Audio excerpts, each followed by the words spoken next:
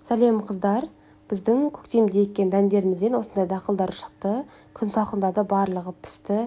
Енді осының барлығын қысқа сақтаймыз. Бір жағынан бізге қыста қажет болғандықтан, бір жағынан құр қалмас үшін қыс мезгілінде бұрыштарды, баклажанды және қызанақтарды қатырып қояйын дедім мұздатқышқа. Сізге де пайдасы тиер деп ойлаймын. Қазір сіздермен бірнеше әдістермен бөлісемін. Сақтау жолдарын барлығын бірінші үйге алып келіп жуып тазалап алдым. Кептіріп алдым. Алдымен басын осылай кесіп аламыз, оны лақтырмаймыз. Қазір бізге қажет болады. Енді ішіндегісінің барлығын керек емес жерінің бәрін алып тастаймыз. Бұрыштың бұл түрін біз фаршированный перец тағамына сақтап жатырмыз. Ішінің барлығын осылай керек емес жерлерін тазалап алып тастаймыз. Барлығын жасап болғаннан кейін енді жаңағы кесіп тастаған жерін басын турайтын боламыз. Ортасындағы керек емес шөбін алып тастаймыз. Содан кейін жан-жақтарындағы керек жерлерін барлығын турап осылай қатырып қойсақ болады. Оны тамаққа немесе сорпаға пайдалансақ болады. Енді қазір біз жаңағы жуып тазалап қойған болгар бұрыштарымызды барлығын ыңғайлы етіп мұздатқышқа сақтауға ыңғайлы қылатындай және қазір пакетке салатын кезде сыю үшін осылай 3 немесе 4 данадан бірін-біріне көлеміне қарай сай келтіртіп ішіне кигізіп шығамыз, стакан сияқты қылып. Міне осылай дайындадық, 4 данадан салдым мен. Енді пакетімізге осылай ыңғайлы етіп саламыз. Бұл бізге мұздатқышқа сыюға ыңғайлы болу үшін осылай салып жатырмыз. Менде тек осы жасыл бұрыш, қалауыңыз бойынша қызыл бұрышты да қатыруыңызға болады, дәл осылай етіп. Енді осы ашық жағы ашылып кетпеу үшін мен целлофанменен ашық жағынан осылай тағы бір целлофанменен сыртынан қаптадым. Енді осылай мұздатқышқа сала берсеңіздер болады. Бұл біздің жаңағы турап қойған бұрыштарымыз.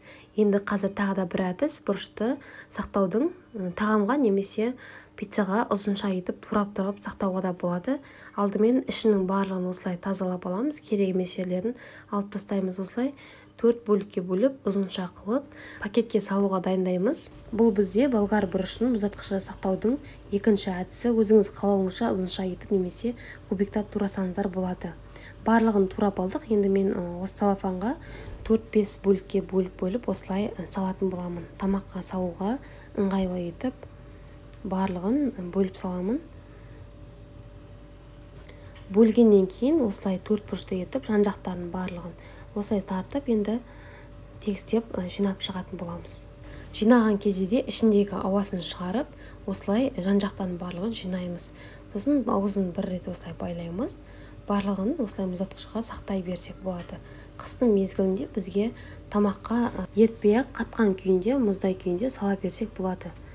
Енді мұздатқышқа дәл осы күйінде қатыра береміз. Енді біз келесі әдісіміз қызанақтарымызды қатыратын боламыз мұздатқышқа. Ол үшін мен осындай пиццаға бірінші дайындап жатырмын. Дөңгелек етіп осылай кесіп аламыз, шұқалап барлығын.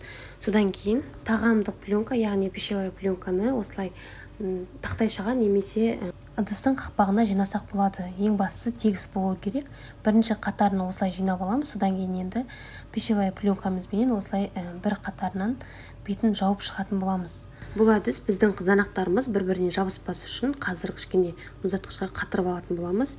Пиццаға қыстыгүні немесе басқа тағамдарға қолдансаңыздар болады.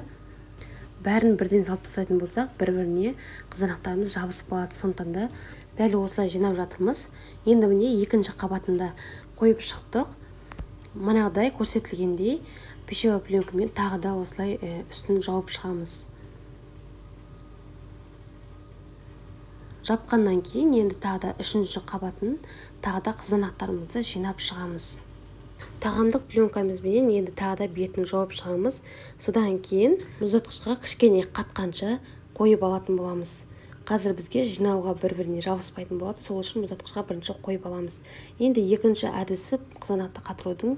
Осылай қызанағымызды жуып алдық. Ортасын лас жерін алып тастадық. 4-ке бөліп пакетке осылай жандарына бір-біріне жинап қоя берсек болады. Бұларды қатырудың қажеті жоқ. Бірден мұздатқышқа салып тастаймыз. Келесі енді біз баклажанды қатыратын боламыз. Біз баклажанды тамаққа қолданбаймыз, тек қана салат үшін қатыратын боламын. Бірінші осылай сыртындағы қабықтарын барлығын аршып алдым. Барлығын кубиктап 4 бұрышты етіп турап алдым. Тек қана мен салат үшін қатырып жатырмын қазір.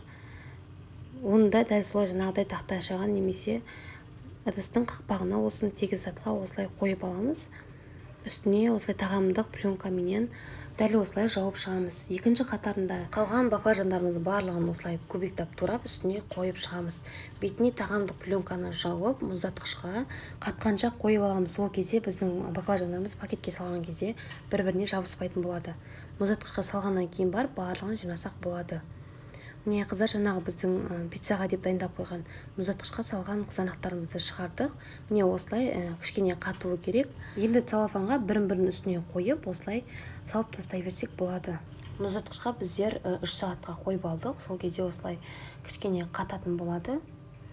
Қысты күні пиццаға сол күйінде қолдансақ болады. Ыңғайлы етіп жинадық барлығын. Пленкамызды осылай шетінен жайлап алып тастаймыз. 3 немесе 2 бөлікке осылай қалауыңызша пакетке салып жинасақ болады.